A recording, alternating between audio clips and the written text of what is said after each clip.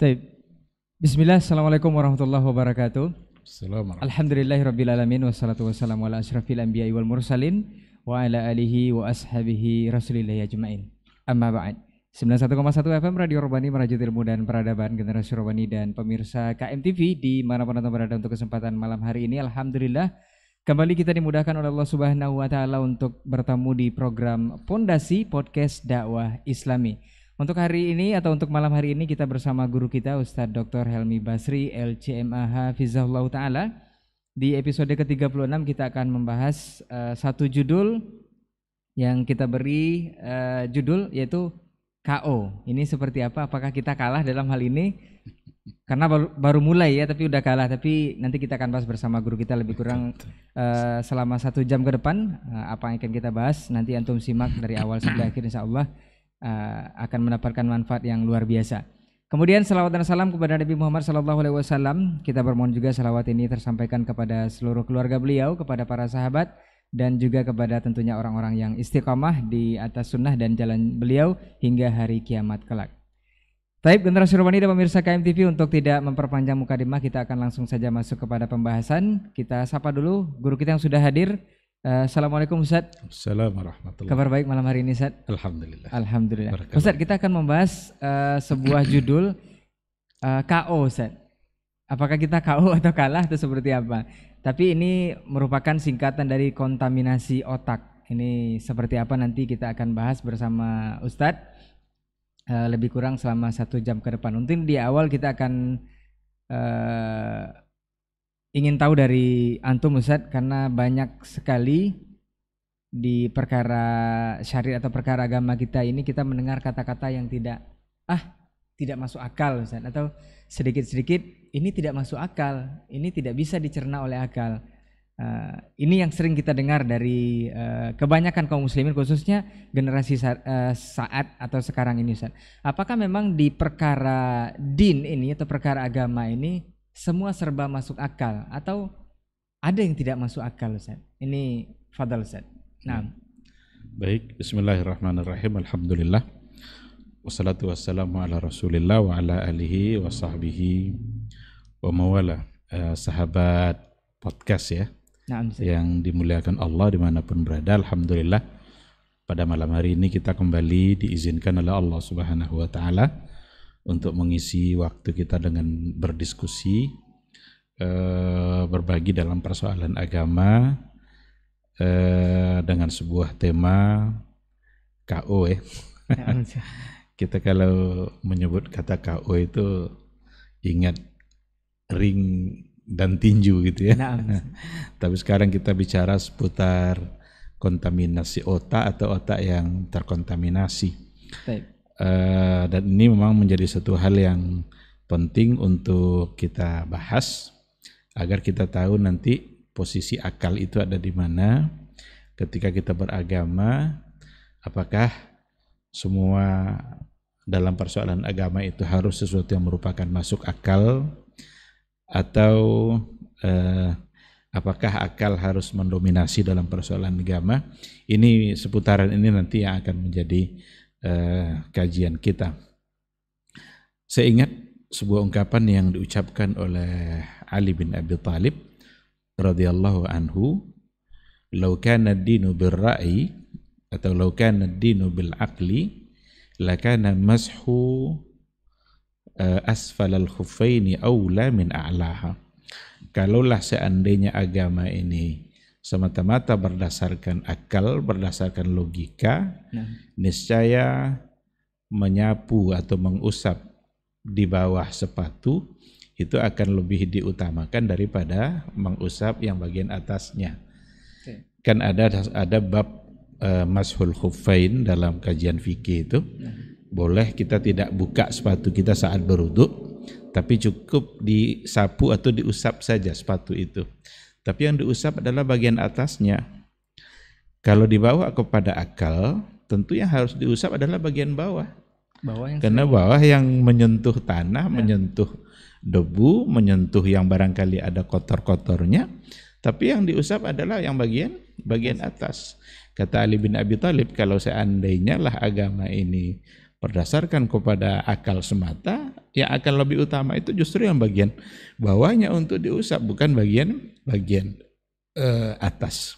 Ini menggambarkan bahwa dalam persoalan agama memang tidak akan selalu kita ukur melalui akal. Dan jangan pula nanti disalahpahami, bukan berarti ini adalah mengatakan bahwa akal tidak penting, tidak. Tetapi akal harus tunduk kepada syariat. Kalau dikatakan nanti ini tidak masuk akal, ini tidak masuk akal, akal siapa gitu kan? Tidak masuk pada akal siapa? Karena dalam berbagai masalah yang sudah ditetapkan oleh Allah Subhanahu wa taala, kita di hadapan syariat itu memang harus menunjukkan ketundukan kita, bukan malah mengedepankan akal yang nanti kalau seandainya memang kita mengedepankan itu membuat kita jadi bisa menolak ketentuan-ketentuan yang ada dalam syariat hanya karena tidak sesuai dengan akal. Apa yang sudah ditetapkan oleh Allah dalam hukumnya atau oleh Rasulullah SAW melalui hadisnya, maka kewajiban kita adalah untuk menerimanya. Setelah itu barulah bisa difungsikan akal untuk memahami hukum. Maka akal bukan untuk menetapkan hukum. Tidak ada hukum yang ditetapkan oleh akal. Hukum mesti ditetapkan oleh syariat. Akal itu berfungsi adalah untuk memahami hukum. Ketika Allah menetapkan haramnya riba itu bukan oleh akal, itu oleh syariat. Akal berfungsi nanti kenapa riba itu diharamkan. Muncullah analisa. Ketika Allah menetapkan haramnya judi, haramnya mabuk-mabukan, haram itu hukum dan yang menetapkan adalah syariat. Setelah itu nanti barulah akal mencoba untuk menganalisa, oh rupanya ternyata judi dan mabuk-mabukan itu akan mendatangkan mudarat bagi kehidupan umat manusia. Hanya akan melahirkan pertikaian demi pertikaian. Oh wajarlah Allah mengharamkan. Sampai disitulah fungsi akal. Jangan nanti untuk memikirkan sesuatu lalu ditolak karena tidak masuk akal. Banyak hal-hal nanti kalau secara akal zahir barangkali bisa menolaknya. Masa kita tidak boleh makan, tidak boleh minum dalam Ramadan? Bukankah dokter mengatakan kita harus minum sehari itu harus 2 liter?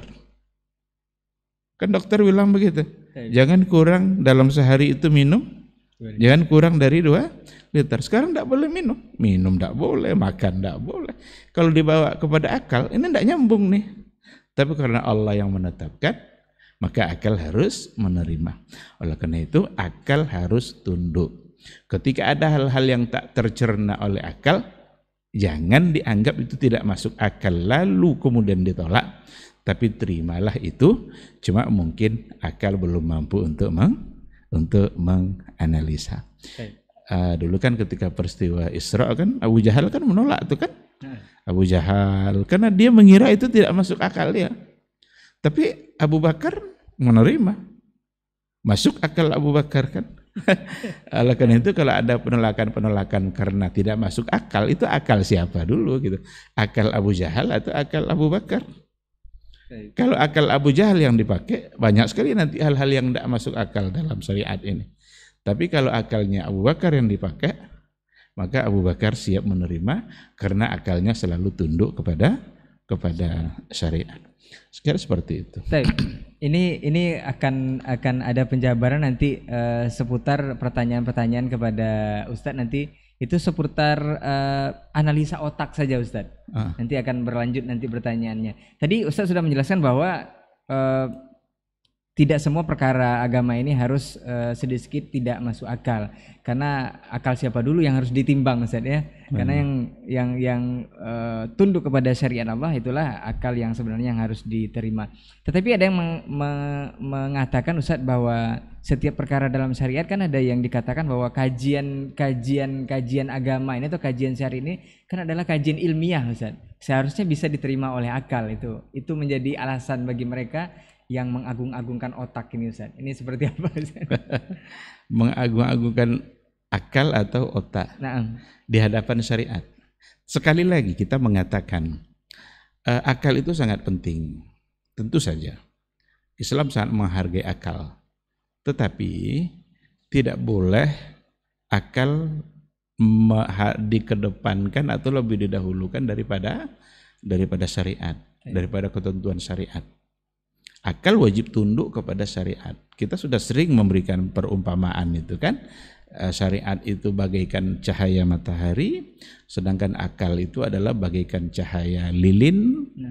Nggak mungkin cahaya lilin akan bisa mengalahkan cahaya matahari. Ketika di malam hari matahari tidak terbit, matahari sudah terbenam, maka datanglah gelap. Saat ada kegelapan itu pakailah lilin itu.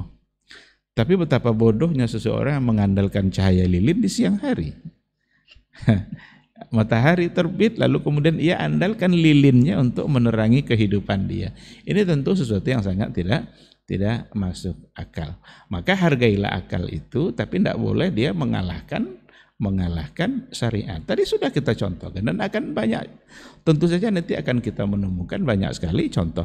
Ada hal-hal yang mungkin tidak dilogikakan. Kalau dilogikakan juga barangkali kita akan salah.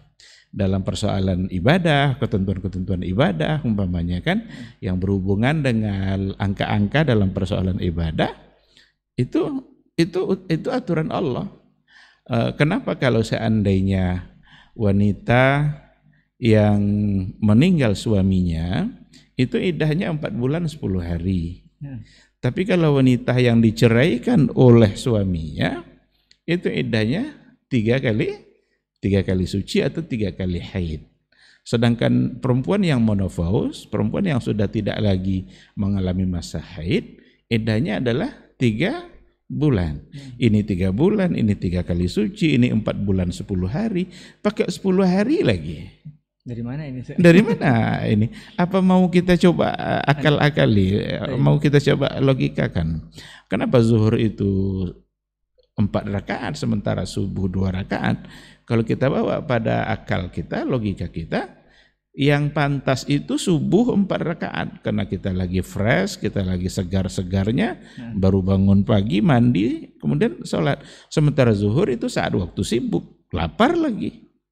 Tapi kenapa zuhur jadi 4 sementara subuh hanya 2 gitu. Ini hal-hal yang begini mau dicoba juga dicarikan logika. Kalaupun ada yang mencoba menganalisa silahkan saja, tapi itu sifatnya istihadi. Jangan sampai nanti analisa akal pada hal-hal yang seperti ini, membuat dia nanti menyalahkan syariat. Pasti dia akan salah. Ada banyak hal dalam hukum-hukum dan ketentuan agama Islam yang memang masuk akal. Sangat logis. Contoh, zakat pertanian itu dibedakan pengeluarannya antara yang tak ada hujan dengan yang berbiaya. Kalau ada pertanian, umpamanya kebun korma atau sawah padi gitu. Kalau seandainya dia tak ada hujan, hanya mengharapkan air hujan yang turun dari langit tanpa biaya, itu zakatnya 10%. Tapi kalau seandainya dia berbiaya, mengeluarkan biaya dalam menghasilkan sampai panen itu, maka zakatnya cuma 5%. Itu sangat logis sekali. Kenapa ini 10%? Karena dia tidak berbiaya. Hanya menerima begitu saja. Kenapa ini 5%? Karena sudah habis biaya-biaya untuk pengurusan, pengaturan, pembersihan dan segala macamnya sampai akhirnya dia dipanen. Nah, jadi hal-hal hukum ketentuan hukum dalam Islam itu banyak sekali hal-hal yang memang logis dan nyambung kalau kita pakai akal kita, tetapi ada nanti hal-hal yang memang kita mesti tunduk. Kita tidak bisa mengedepankan akal kita. Kalau seandainya kita kedepankan akal kita, maka kita pasti akan salah.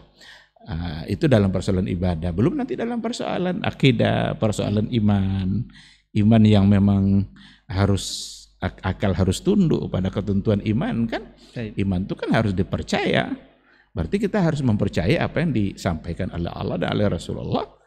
Beriman dulu, percaya dulu. Baru nanti dicoba untuk memahaminya dengan akal.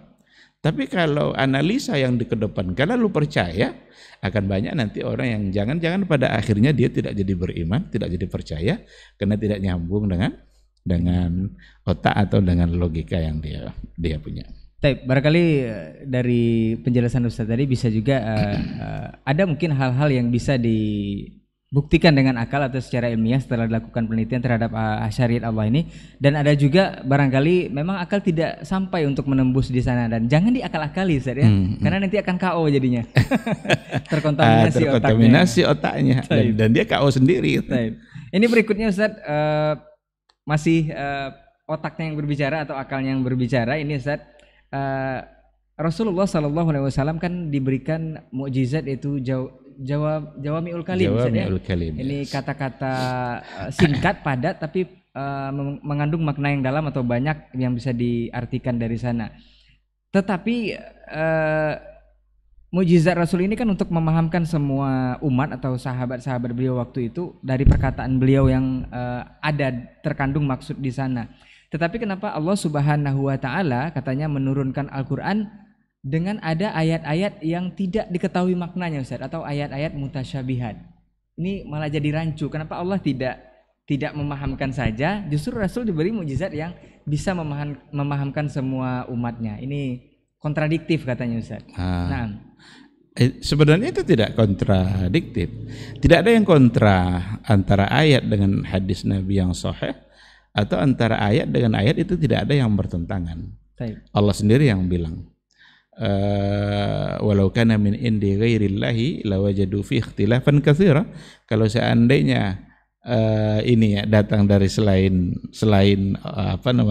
Allah, lawajadu fi ikhtilafan katsira, pasti akan ditemukan banyak ikhtilaf, banyak perbedaan. Kalau datang dari selain Allah. Tapi Quran adalah datang dari selain Allah. Al-Quran datang dari Allah Subhanahu wa Ta'ala, yang di situ mustahil akan terjadi ikhtilaf di dalam Al-Quran antara ayat dengan ayat. Oh, kan ada ayat mutasyabihat, ada ayat yang muhkamat. Tinggal kita mengembalikannya bagaimana cara untuk memahami ayat-ayat tersebut oleh para ulama dulu, para ulama salaf, bagaimana Rasul memahaminya, bagaimana para sahabat memahaminya. Kan ada ayat itu kan, huwallazi anzala 'alaikal kitaba minhu ayatum muhkamat hunna ummul kitab wa ukharu mutasyabihat. Jadi Allah yang menurunkan ayat kepada kamu, di antaranya ada ayat-ayat yang muhkamat, hunna ummul kitab. Muhkamat itu ummul kitab, itu yang paling banyak, yang dominan itu adalah yang muhkamat. Wa ukharu mutasyabihat. Ada sebagian yang lain itu adalah masuk dalam kategori mutasyabihat. Yang muhkamat ini ummul kitab. Ummu itu apa? Ummu itu secara bahasa kita ibu. Ibu itu kan tempat mengadu, tempat kembali, tempat kita curhat. Jadi kalau seandainya dikatakan muhkamat itu ummul kitab, muhkamat itu harus tempat kembali. Maka ketika ada ayat-ayat mutasyabihat, lalu ada ayat-ayat muhkamat, maka ayat mutasyabihat ini harus dikembalikan kepada muhkamat, karena muhkamat adalah ummul kitab. Begitu cara para ulama dulu. Jangan dicoba-coba mendalami mutasyabihat. Wa ammal ladzina fi qulubihim zaygun fayattabi'una ma tashabaha minhu ibtigha'al fitnah wa ibtigha'a ta'wilih.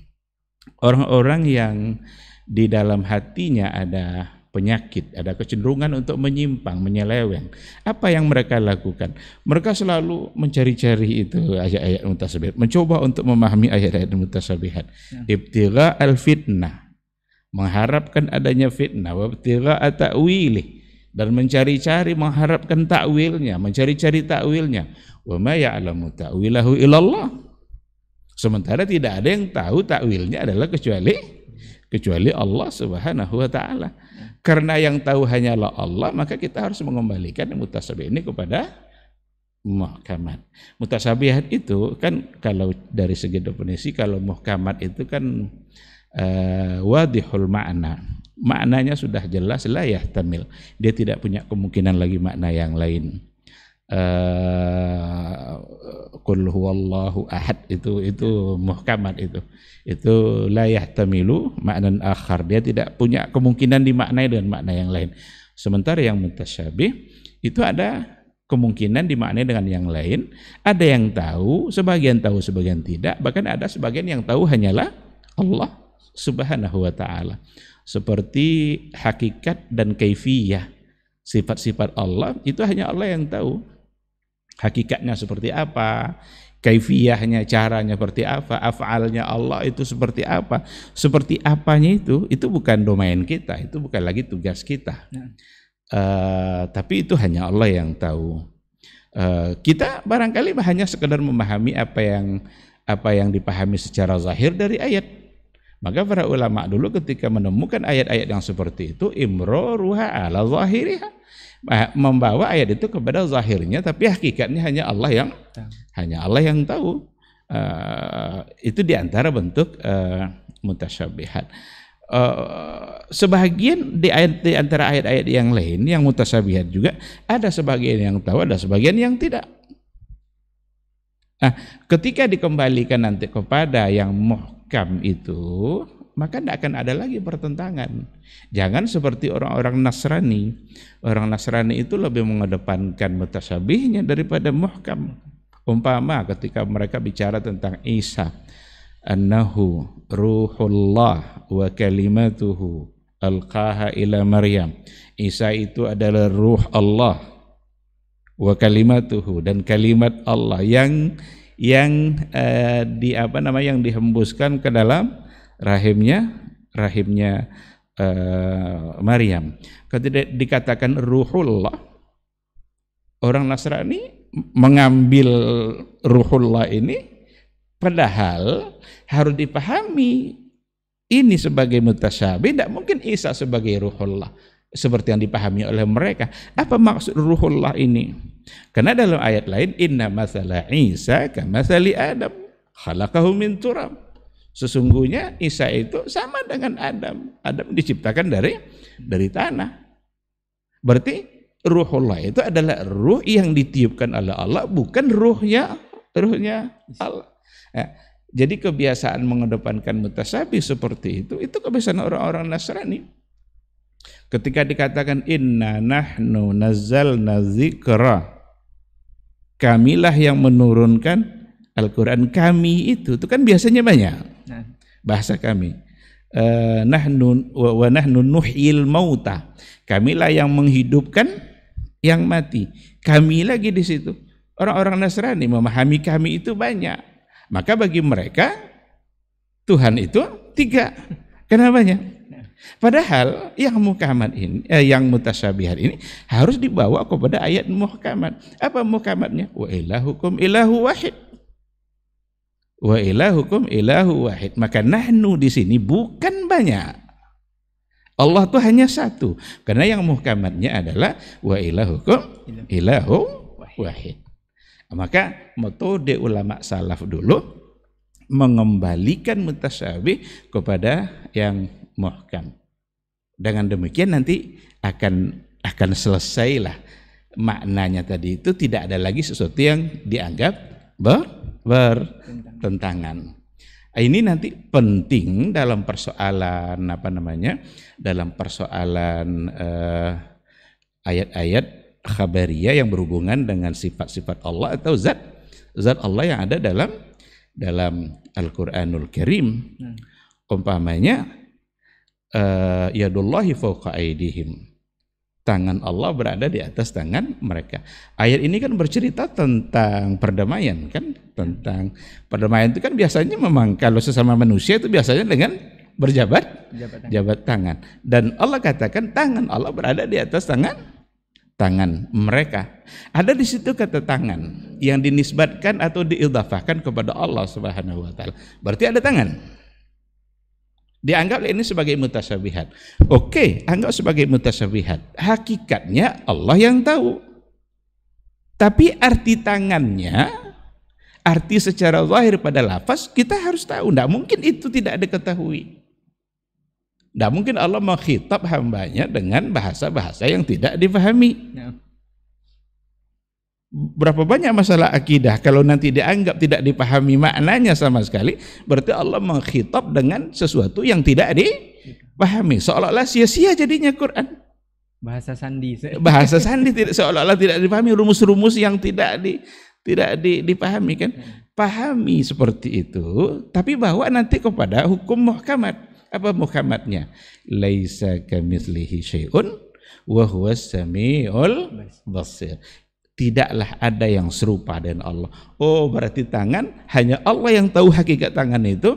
Laisa kamitslihi syai'un, dan tidak boleh ditamsilkan, ditasbihkan, ditaktilkan, ditahrif, enggak boleh diselewengkan, enggak boleh ditolak, enggak boleh pula diserupakan, karena yang tahu hanyalah Allah. Ada tangan? Iya. Tapi hakikatnya hanya Allah yang tahu. Laisa kamitslihi syai'un. Maka ayat laisa kamitslihi syai'un itu mestilah dijadikan sebagai alasan untuk menerima semua sifat yang disampaikan oleh Allah untuk diri dia atau oleh Nabi berdasarkan kepada hadis-hadis yang sahih. Kalau ditakwil berarti mencoba-coba untuk mentakwil. Berdasarkan ayat tadi itu, yang berupaya untuk mentakwil adalah orang-orang yang dalam hatinya ada penyakit. Wa ammal ladzina fi qulubihim zayghun, ada kecenderungan untuk menyimpang, untuk dalal, untuk kesesatan, untuk tahrif, untuk menyelewengkan. Ibtigha al-fitnah wa ibtigha ta'wilih wa ma ya'lamu ta'wilahu illallah. Percuma, sia-sia kita untuk mencoba-coba untuk mentakwilkan. Kenapa demikian? Karena wa ma ya'lamu ta'wilahu illallah. Nah, karena itu metode dalam memahami mutasyabih itu masih dikembalikan kepada muhkamat, karena muhkamat adalah ummul kitab. Ummu itu tempat kembali. Setua apapun orang, kalau dalam keadaan sulit, yang dibilangnya ondek mak katanya. Nah, dia bilang ondek ya, ondek mak. Maknya yang dia. Karena memang itu ummu, sesuatu yang lengket di hati kita dan selalu tempat kembali. Maka jadikan itu, kembalikan saja yang mutasyabih kepada yang muhkam. Maka tidak akan ada satupun yang bertentangan. Sekarang ada ayat Ar-Rahmanu 'alal 'arsy istawa. Allah bersemayam atau berada di atas aras. Tiba-tiba ada ayat yang lain pula, wa huwa ma'akum aina ma kuntum. Dialah Allah bersama kamu dimanapun kamu berada. Bertentangankah? Tidak. Tidak ada yang bertentangan di situ. Kalau dipahami secara benar sebagaimana yang dipahami dulu oleh ulama salaf. Ini salaf yang asli, ini bukan yang ngaku-ngaku ahli sunnah wal jamaah, karena banyak yang ngaku-ngaku tapi mereka jauh dari apa yang dipahami oleh generasi salaf dulu. Maka Ar-Rahmanu 'alal 'arsy istawa itu hubungannya dengan zat. Sedangkan wa huwa ma'akum aina ma kuntum itu hubungannya dengan hal-hal yang berkaitan dengan sifat Allah, ilmunya, pendengarannya. Maka ayat-ayat yang berkaitan dengan wa huwa ma'akum itu selalu nanti diawali dengan ya'lamu. Ya'lamu ma fil barri wal bahr. Ya'lamu ma yaliju fil ardi wa ma yakhruju minha. Allah tahu apa yang masuk dan apa yang keluar dari bumi. Berarti setelah itu baru dikatakan wa huwa ma'akum aina ma kuntum. Berarti yang bersama itu bukan zat tetapi adalah sifat Allah, dan sifat itu di situ adalah mengetahui. Wallahu bima ta'maluna basir. Kan ujungnya itu wallahu bima ta'maluna basir. Allah melihat apa yang kamu lakukan. Berarti melihatnya itu. Sehingga tidak ada tempat di mana kita tidak dilihat oleh Allah. Penglihatan Allah selalu ada bersama kita. Jangan berani-berani berbuat dosa dengan keyakinan bahwa Allah tidak melihat kita dalam di saat berbuat dosa itu. Nah, beginilah sekira cara yang tepat, dan begitulah dulu para ulama salaf memahami ayat-ayat yang mutasyabih, sehingga tidak ada yang mereka tolak. Kalau seandainya ditakwilkan, ujung-ujungnya pasti menolak. Oh, ini ndak tangan, oh ini ndak wajah, oh ini ndak istiwa, berarti menolak. Padahal Nabi tidak menolak. Mana yang lebih berani dalam persoalan ini? Kita menolak apa yang ditetapkan oleh Allah untuk diri dia, atau seharusnya kita harus menerima tetapi menyerahkannya hakikat dan kaifiyahnya kepada Allah karena hanya Allah yang tahu. Baik, ini sekira seperti itu. Ini Masya Allah Ustaz, kalau perkara otak sudah didahulukan, memang banyak yang hal-hal yang di luar nalar juga sebenarnya yang dianalisa oleh para pengagung akal ini Ustaz. Berikutnya Ustaz, dari penyampaian antum tadi, ada analisa dari mereka ini yang mengatakan bahwa di dalam Al-Quran itu ada hukum nasak dan mansukh Ustaz. Ada yang sudah didiskualifikasi lah istilahnya untuk hukum-hukum syariat, ada juga yang diteruskan oleh Nabi Muhammad SAW. Ini dianalisa oleh mereka bahwa Allah itu tidak punya pendirian Ustaz. Maksudnya pelin-pelan. Kenapa tidak sekaligus saja ditetapkan hukum? Karena Allah Maha mengetahui dari ciptaannya, dari mulai diciptakan sampai akhir zaman atau sampai akhir kiamat nanti. Kenapa tidak sekaligus saja? Kenapa harus ada hukum yang harus direvisi, harus ada pokoknya segala macam yang mereka kemukakan dengan kesimpulan bahwa Allah itu tidak mempunyai komitmen atau Allah itu pelin-pelan. Ini seperti apa Ustaz? Bahasa seperti tadi itu bahasa yang sangat tidak beradab. Baik. Kepada Allah Subhanahu wa taala, dan bahasa orang-orang yang otaknya betul-betul sudah terkontaminasi. Memang KO Ustaz. Memang KO betul dia dalam persoalan ini. Menganggap Allah tidak berpendirian, pelin-pelan, kok ada nasikh mansukh, dulu ditetapkan sekarang dihapus. Jangan-jangan Allah salah dulu dalam menetapkan hukum lalu kemudian dihapus. Adanya nasikh mansukh itu justru karena kesempurnaan ilmunya Allah Subhanahu wa taala. Allah Subhanahu wa taala meliputi ilmunya dalam segala hal. Tidak ada istilah masa dulu, masa sekarang, masa yang akan datang bagi Allah. Karena Allah sudah tahu. Apa yang akan terjadi nanti Allah sudah tahu. Apa yang akan terjadi sekarang Allah juga sudah tahu. Karena kesempurnaan ilmu itulah adanya nasikh mansukh dalam hukum. Karena Allah tahu bahwa pada saat itu inilah hukum yang paling cocok untuk mereka. Nanti pada saatnya, pada waktunya, hukum ini tidak lagi pas untuk mereka, sehingga perlu diganti dengan hukum yang lain. Dan disampaikanlah hukum itu oleh Rasulullah SAW.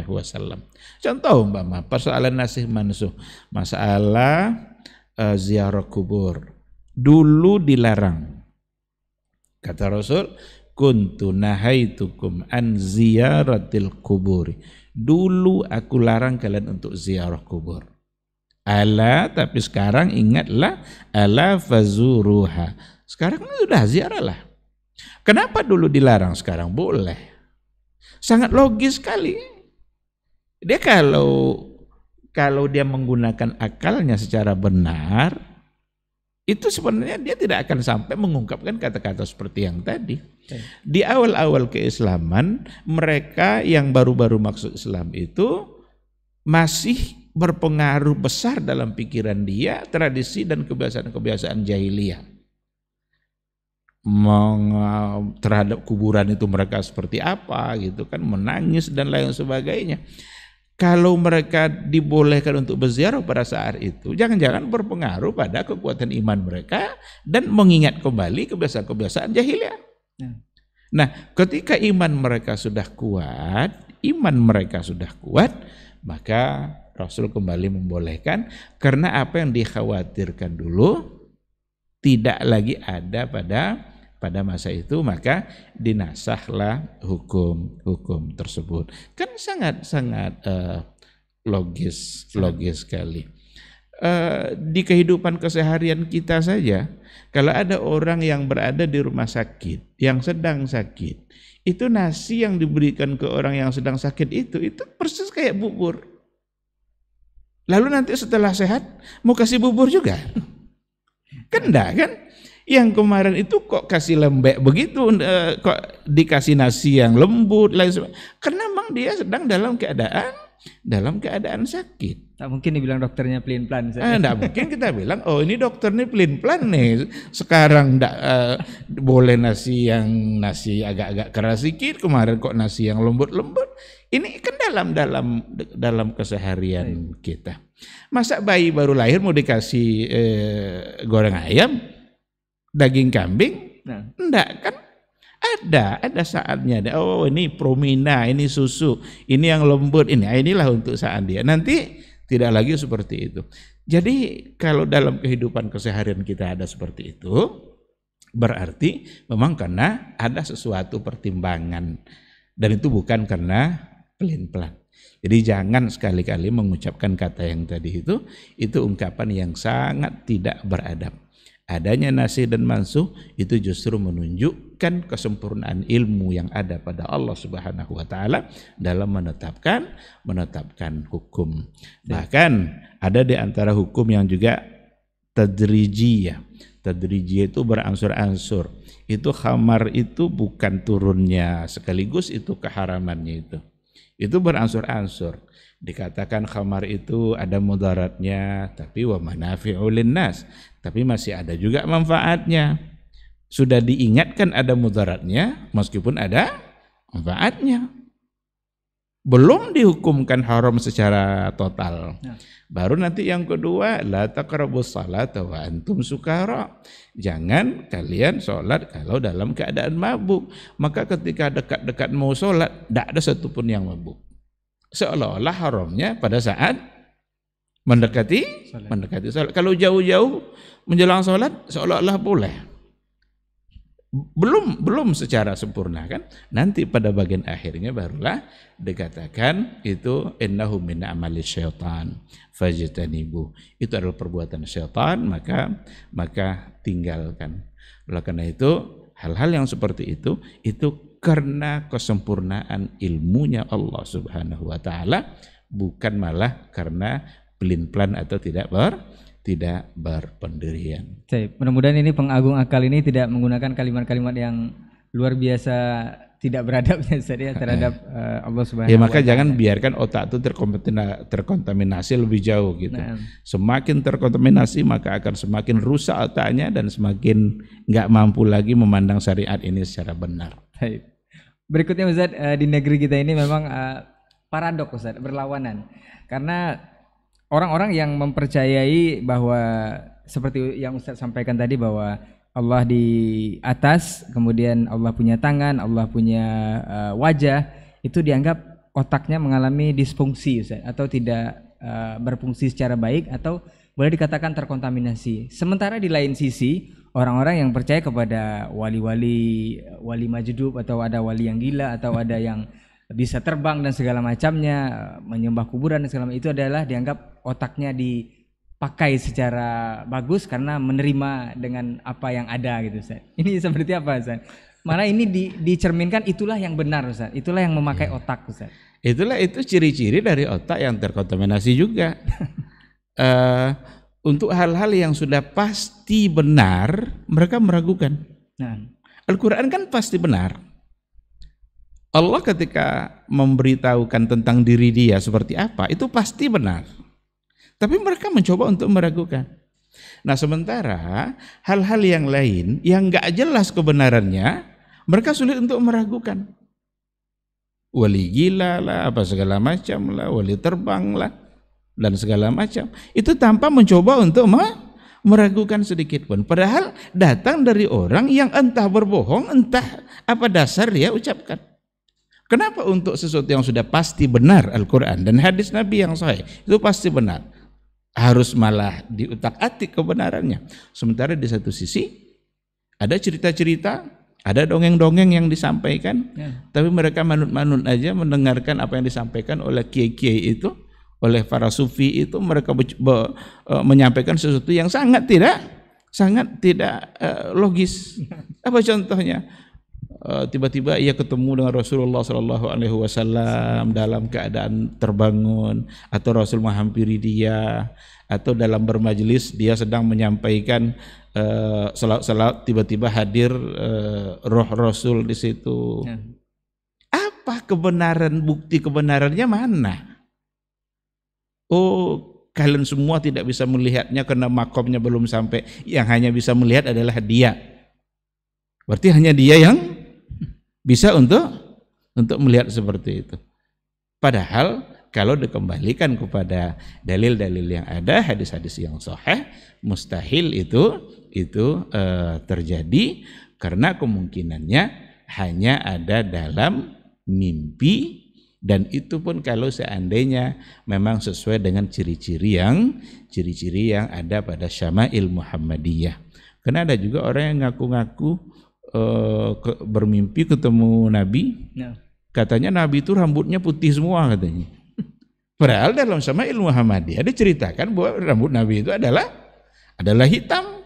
Hanya beberapa lembar saja yang berubah menjadi warna putih. Berarti bertentangan dengan sifat-sifat yang sebenarnya yang ada dalam riwayat. Nah, jadi jangan sampai terkontaminasi seperti itu otaknya itu.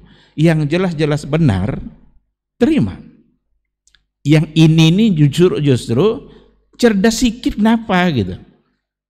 Kok tiba-tiba menerima aja cerita-cerita bohong seperti itu? Dan banyak terjadi. Dalam ayat-ayat sifat seperti tadi itu, Ar-Rahmanu 'alal 'arsy istawa, ini pasti benar, ini Allah yang menyampaikan. Tapi mereka mencoba untuk menganalisa, Ustaz, ini kenapa bisa ini nah, cuma ada seorang penyair namanya Al-Akhtal. Al-Akhtal itu menggunakan kata istawa untuk arti istaula. Apa kata Akhtal dalam syairnya? Qad istawa Bishr 'alal Iraqi min ghairi sayfin wa damin mihraqi.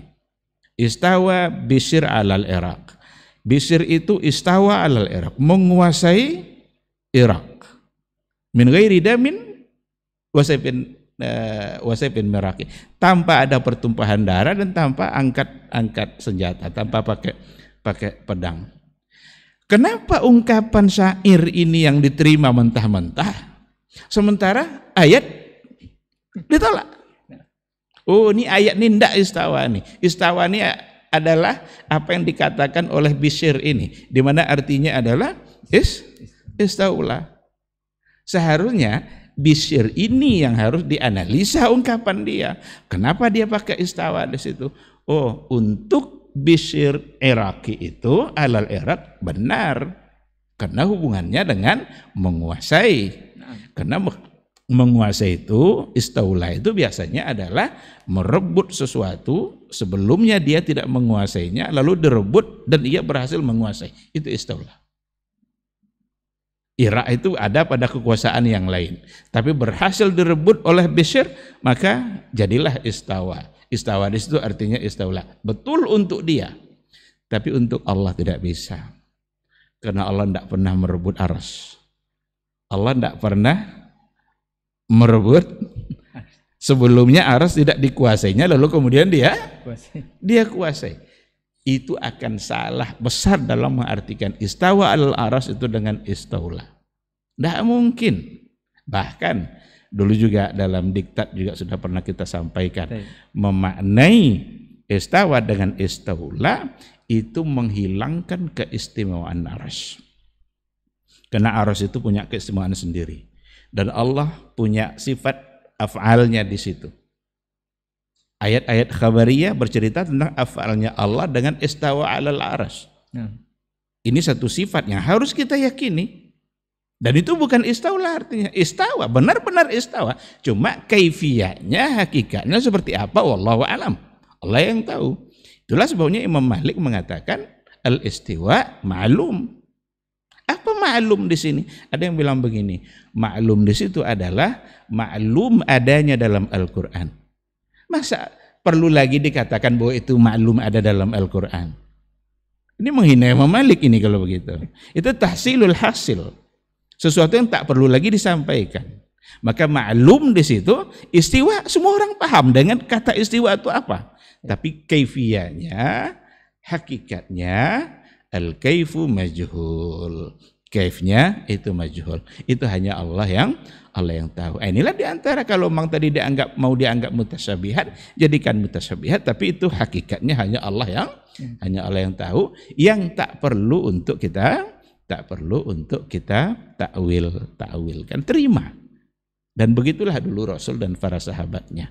Karena memang tidak ditemukan ada pentakwilan untuk ayat itu yang datang dari Rasulullah atau dari para sahabat. Wallahu subhanahu wa ta'ala. Jadi mungkin paradok ini perlu dibalikkan lagi Ustaz ya. Yang benarnya adalah seperti itu, bukan yang malah sebaliknya menerima hal-hal yang bersifat dongeng, cerita yang luar biasa mungkin bagi sebagian orang atau sebagian banyak orang, khususnya masyarakat kita yang memang sangat doyan sekali dengan hal-hal seperti ini Ustaz. Berikutnya Ustaz, apakah katanya kita termasuk tidak menghormati nenek moyang kita dulu, leluhur kita dulu, dengan menerima mentah-mentah dengan menganalisa kembali hal-hal yang sudah memang menjadi tradisi atau kebudayaan kita dalam menjalankan syariat Allah ini Ustaz. Mungkin seperti ada di sebagian daerah kita yang melakukan ziarah kuburnya dengan tradisi yang memang sebenarnya melanggar dari aturan Allah. Itu perlu dianalisa kembali atau perlu belajar kembali, tetapi dianggap itu tidak menghormati leluhur atau nenek moyang Ustaz. Karena memang seperti ini yang kami dapat dari dulu. Memang seperti ini yang diajarkan dari dulu. Ini dari analisa otak mereka lagi Ustaz. Ini seperti apa Ustaz? Iya. Yang diikuti itu yang benar dan lurus. Baik. Yang diikuti adalah yang benar dan yang lurus. Kalau nenek moyang kita dulu makan ular, kita mau makan ular juga. Kalau nenek moyang kita dulu begini dan ternyata itu menyimpang, apa kita harus seperti itu juga?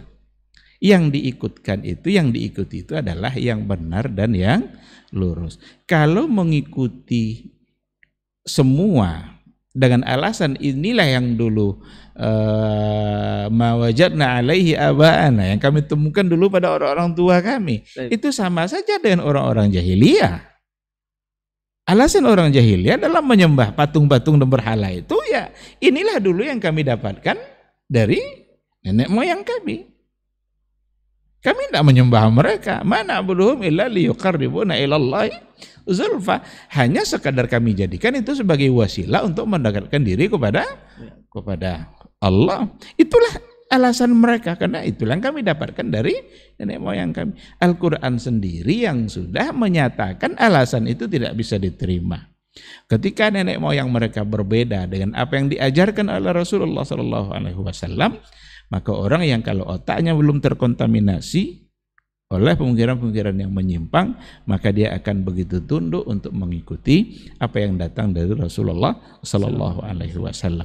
Tapi kalau tidak, dia akan pertahankan alasan tadi itu.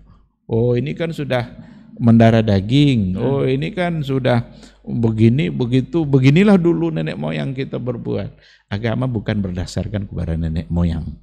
Kebenaran juga tidak berdasarkan kepada apa yang kita dapatkan dari nenek moyang kita dulu. Tetapi kebenaran itu berdasarkan kepada Al-Quran dan Sunnah Rasulullah Sallallahu Alaihi Wasallam. Baik. Jadi boleh dikatakan ini memang untuk antum semua yang menyimak kita di malam hari ini bukan berarti kita tidak menghargai leluhur kita Ustaz ya, atau menghargai nenek moyang kita. Memang belajar itu atau berilmu itu perlu untuk perkara syariat ini, bukan apa yang sudah kita dapatkan dulu saja kita terima mentah-mentah. Karena kita memang sebagian besar Indonesia ini kita Islamnya dari awal Ustaz ya, dari ayah kemudian langsung Islam otomatis. Dan satu poin juga yang harus kita pahami baik-baik, menjadi pendakwah pun, menjadi dai pun, bukanlah berarti kita dituntut untuk menyampaikan apa yang dulu sudah kita dapatkan. Tanpa berupaya untuk merubah kalau seandainya ada yang keliru. Sehingga nanti kalau seandainya disampaikan sesuatu yang ternyata berbeda dengan yang apa yang sebelumnya, dan kita sudah tahu yang sebelumnya itu salah. Sekarang kita belajar, terus belajar. Buat apa belajar kalau tidak ada perubahan? Apakah belajar itu tujuannya hanya untuk melanggengkan, meneruskan apa yang sudah ada? Teruskan yang baik, rubah yang salah, itu guna belajar. Nah sekarang jadi da'i lah dia, seseorang jadi da'i. Apakah dituntut hanya menyampaikan, oh apa yang dulu didapatkan dari kecil, itulah dulu yang keyakinan nenek moyang kita, itulah dulu yang didapat oleh bapak-bapak kita, guru-guru kita. Tidakkah ada kemungkinan untuk dirubah kalau seandainya ada kekeliruan? Ini perlu diingat baik-baik. Kalau ternyata memang ada yang keliru, maka kewajiban para da'i hari ini untuk menyampaikan bahwa itu adalah salah. Oh kalau begitu kita menghukumkan orang dulu salah. Orang dulu sudah selesai hidupnya. Kewajiban sama Allah sudah selesai. Kalau memang itu sampai di situ pengetahuan mereka, mudah-mudahan dimaafkan oleh Allah Subhanahu wa taala karena itu yang dia dapatkan. Kita hari ini apakah ingin mengikutkan hal-hal yang masih melanjutkan sesuatu yang ternyata di situ ada kekeliruan? Karena ini kadang yang juga menjadi persoalan. Jadi dai itu biasa-biasa aja lah katanya. Sampaikan aja lah yang biasa-biasa, jangan bawa hal-hal yang baru. Ini bukan persoalan baru, barunya bagi orang yang belum mengetahui. Tapi ini masalah lama yang memang belum diketahui. Kita berikan contoh umpamanya. Dulu waktu kita di pondok-pondok, jarang sekali kita mendengarkan ada sutroh umpamanya dalam sholat. Khususnya saya lah. Padahal sutroh itu salah satu dari sunnah Nabi dalam melakukan ibadah sholat. Terlepas nanti hukumnya wajib atau tidak itu lain-lain masalah. Tapi ada satu sunnah namanya sutroh. Diminta untuk meletakkan sesuatu atau sholat tidak dalam ruang yang lapang tapi harus ada sutra di depan. Sekarang tahulah kita bahwa ternyata sutra itu adalah sebuah sunnah yang perlu untuk kita sampaikan. Boleh enggak kita menyampaikan itu? Bukan boleh lagi, harus disampaikan. Karena kita sudah tahu, ada hadisnya. Rasul kalau sholat kadang-kadang pedangnya yang ditancapkannya. Lalu dijadikan itu sebagai sutra. Oh dia kan enggak wajib, kita sekarang enggak bicara hukum, tapi ada sunnah. Ingin tidak kita sempurna pahala kita? Semakin kita mengerjakan semua sunnah itu maka akan semakin besar pula pahalanya. Nah, jadi tidak mesti hanya menyampaikan apa yang dulu juga sudah disampaikan, tapi ketika ada hal-hal yang memang dulu mungkin tidak disampaikan, tapi sekarang kita tahu, maka sebagai seorang dai ingat dia punya tanggung jawab kepada Allah Subhanahu wa taala untuk menyampaikan apa yang dia tahu. Kalau ternyata memang itu adalah sebuah sunnah, ini dalilnya jelas, sahih dalilnya, maka sampaikan. Orang terima atau tidak terima itu lain persoalan. Hal itu dalam berbagai masalah. Masalah akidah, masalah bagaimana syirik yang ada. Karena berbagai macam bentuk yang ternyata itu adalah syirik, tapi dianggap itu hal yang biasa-biasa saja. Apalagi bagi orang-orang yang jarang bicara tauhid. Apalagi kalau sering bicara tauhid dianggap pula itu adalah khawarij. Orang-orang yang kalau jarang bicara tauhid pasti mudah terjebak pada kesyirikan. Karena jarang bicara tauhid. Bahkan tauhid yang dia bicarakan hanya sebagai Allah sebagai khalik, Allah sebagai pemberi rezeki. Padahal itu hanya dalam persoalan rububiyah. Dan tauhid yang lebih asasi itu tidak cukup sampai di rububiyah saja, harus ada pada uluhiyah. Bagaimana berdoa tidak boleh kecuali hanya kepada Allah saja. Jangan coba-coba berdoa kepada selain Allah. Jangan coba-coba membawa yang lain bersamaan dengan Allah dalam doanya. Fala tad'u ma'allahi ahada. Ini syirik yang perlu untuk diingatkan bersama. Tapi ketika jarang bicara tauhid, maka akan mudah terjebak pada kesyirikan. Tengoklah banyak orang-orang yang sujud-sujud kepada kuburan.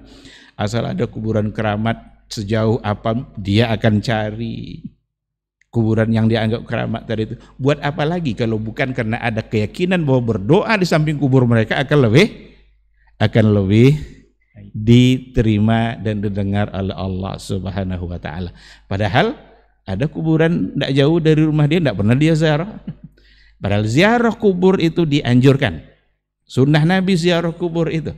Tapi ingat, tujuannya semata-mata untuk mengambil iktibar, bukan untuk menjadikan orang yang di dalam kubur itu sebagai wasilah untuk menyampaikan atau dianggap nanti lebih cepat diterima oleh Allah ketika kita berdoa di samping kuburan orang-orang yang dianggap kerabat. Ini persoalan akidah. Harus disampaikan. Ini bagian dari kesyirikan yang bisa merusak iman. Kenapa harus disampaikan? Agar nanti kita selamat di mahsyar. Karena orang-orang yang selamat di mahsyar itu orang-orang yang tidak tercampuri imannya dengan kesyirikan sedikit pun. Baik. Jadi boleh dikatakan pesan Ustaz tadi sebagai seorang dai untuk antum yang barangkali sebagai dai itu jangan hanya mengambil slogan lanjutkan gitu Ustaz ya. Tapi tanpa memilah dan memilih, kalau kita sudah tahu ya sampaikan memang hal itu dulunya itu salah, setelah kita tahu itu yang benar Ustaz ya. Jadi slogannya lanjutkan, luruskan. Nah, ditambahkan luruskan Ustaz ya. Luruskan. Jadi jangan hanya lanjutkan. Berikutnya Ustaz dari pengagung akal atau pengagung otak ini, sepertinya memang banyak yang KO Ustaz kalau memang menggunakan otak semata. Ini mereka mengatakan apakah agama Islam ini itu tidak menghargai atau tidak menghormati akal ini Ustaz, atau otak ini. Padahal di dalam Al-Qur'an dikatakan sendiri firman Allah, afala ta'qilun katanya Ustaz. Apakah kamu tidak berpikir atau tidak menggunakan otak? Ini kan berarti sinyal bahwa otak itu harus difungsikan Ustaz katanya. Ini seperti apa Ustaz? Nah. Itu hanya ungkapan keluar dari orang-orang yang tidak mengerti. Islamlah yang sangat menghargai akal. Bahkan kalau kita bawa kepada kajian maqasidus syariah, akal itu salah satu dari daruriyatul khamsah. Nah. Islam ini turun untuk menjaga 5 hal pokok. Agama, jiwa, akal. Ditempatkan akal pada poin yang ketiga. Berarti akal ini daruriyatul khamsah. 5 hal pokok ini kalau rusak kehidupan kita, rusak akhirat kita. Maka tidak boleh kita melakukan sesuatu jika berakibat pada pengerusakan terhadap akal. Apa saja perbuatan kalau merusak akal maka menjadi terlarang. Narkoba, mabuk-mabukan itu bisa merusak otak kita, merusak saraf dan merusak akal kita. Dan itu adalah cara oleh Islam untuk menjaga akal. Bahkan akal itu adalah mahattatut taklif. Terminalnya pembebanan itu pembebanan itu berangkatnya dari akal yang sehat. Nah. Kalau seandainya ada orang yang akalnya tidak sehat, tidak ada taklif. Maka tidak boleh dirusak akal ini. Karena kalau dirusak akal membuat kita menjadi keluar dari taklif. Orang gila dia tidak mukallaf. Orang sedang tidur tidak ada pembebanan hukum. Kenapa demikian? Karena akalnya sedang tidak berfungsi. Dia di luar kesadaran dia. Maka kesalahan yang terjadi pada saat tidur itu tidak dicatat. Apakah orang Nasrani kalau bermimpi mengucapkan 2 kalimat syahadat lalu bangun-bangun tiba-tiba jadi muslim? Enggak kan? Karena dia ucapkan bukan karena akal yang sadar. Apakah suami yang bermimpi menceraikan istriku saat tidur mimpi dia, hei istriku kamu saya ceraikan. Bangun-bangun apakah jatuh tolaknya? Enggak. Kata para ulama enggak. Karena akal sedang tidak berfungsi. Jadi hanya orang yang tidak mengerti aja itu ketika dianggap Islam tidak menghargai akal. Ingat pakai dalil lagi. pakai dalil lagi. Islamlah agama yang sangat menghargai akal. Sehingga apapun kalau akan berefek atau berpengaruh pada pengerusakan akal, maka Islam pasti akan melarangnya. Karena Islam memang menghargai akal. Cuma jangan sampai akal itu dominan dalam artian mengalahkan syariat.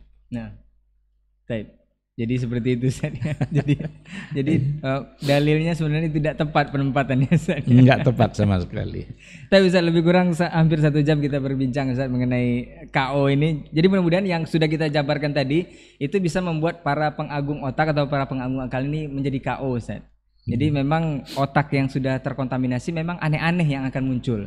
Dan memang di luar akal sehat itu sendiri atau fitrahnya akal itu sendiri. Mungkin terakhir Ustaz, nasihat antum Ustaz untuk kita semua ini harus apa dan bagaimana ini agar tidak KO yang sebenarnya atau tidak terkontaminasi otak kita ini Ustaz. Nah, ya kita jangan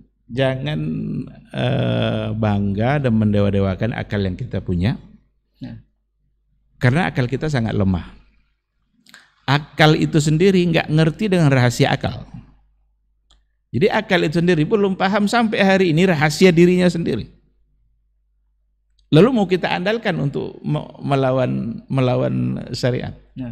Maka akal kita bersyukurlah kepada Allah Subhanahu wa taala ketika diberikan akal yang sehat, tapi jadikan akal itu untuk memahami bukan untuk menghukumi. Karena hukum hanya ditetapkan oleh syariat, Al-Qur'an atau hadis Rasul. Apapun dalil-dalil yang lain, Karena ada juga orang kalau kita bilang begini, masa dalil cuma Quran dan hadis? Nah, apapun dalil yang lain, ijma, qiyas, istihsan, maslahah mursalah, saddu zari'ah, semua harus mengacu pada Quran dan sunnah. Kalau bertentangan, tolak yang ini. Maka hukum, sekali lagi, tidak ada hukum yang ditetapkan oleh akal. Hukum hanya ditetapkan oleh syariat, Al-Quran atau sunnah Rasul. Akal berfungsi adalah untuk memahami hukum.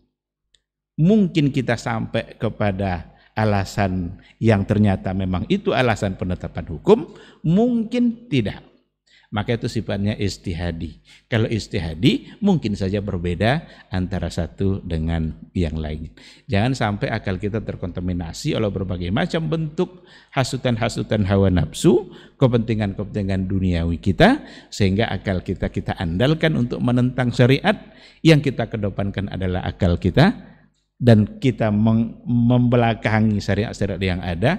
Yakinlah kita akan membahayakan kehidupan akhirat kita, dunia juga kita tidak akan dapatkan, sementara akhirat kita sudah pasti rusak dengan akal yang terkontaminasi seperti itu.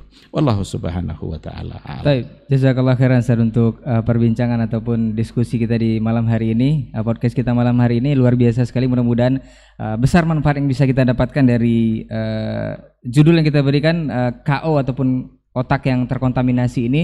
Jadi antum jangan coba-coba untuk mengakali sesuatu pun dalam perkara syariat, pasti KO ujungnya Ustaz ya. Pasti KO, pasti akan terkontaminasi otak antum. Ingat closing statement dari Ustaz tadi bahwa akal itu fungsikan untuk memahami syariat, bukan untuk menetapkan hukum atau menghukumi sesuatu dalam perkara agama ini. Mudah-mudahan apa yang kita bahas di malam hari ini bisa bermanfaat untuk kita semuanya. Insya Allah di lain kesempatan kita akan kembali bersama guru kita ini dengan tema yang berbeda. Afwan untuk semua salah kata dan gila bicara, kita tutup dengan doa kafaratul majelis. Subhanakallahumma wa bihamdika asyhadu an la ilaha illa anta astaghfiruka wa atubu ilaik. Wassalamualaikum warahmatullahi wabarakatuh.